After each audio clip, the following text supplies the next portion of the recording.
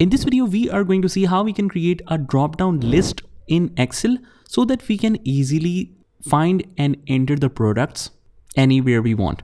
So here we have an example of VLOOKUP, and we have applied the formula in nearly in every field, but we need to only mention the product and then we will get the results. But sometimes, as you can see here, dashboard camera, steering wheel cover, underseat subwoofer. So one, it is difficult to add, and maybe you make some spelling mistakes and the results won't be shown properly. So in that case, I just have to copy and paste it here and then it shows the results. But the problem is, let's say that this data is in some other sheet.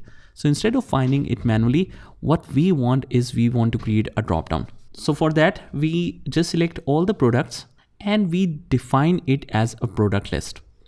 If we see on the left hand corner, we have a name box, and here we write product, PROD, prod underscore list. It's the name.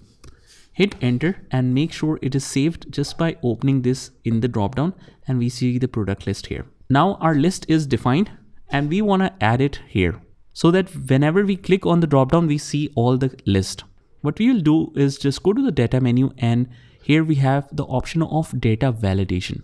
Just make sure to select the cell first where we want to apply that dropdown, and under the validation criteria, allow any value. That means it has allowed any value to be entered and we can simply enter it manually. But we want to allow a complete list here.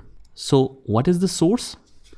Source will be equals to PROD underscore list. Make sure that you select the right name, write the right name, click OK. And now we have a little drop down. In here, if we click, we can see complete product list that is very easy to use now. We don't need to enter any name manually. We can search it from the list and enter it right away. So that's how we add our drop-down menu using the data validation tool in Excel. Just try this by yourself and I'll see you in the next one.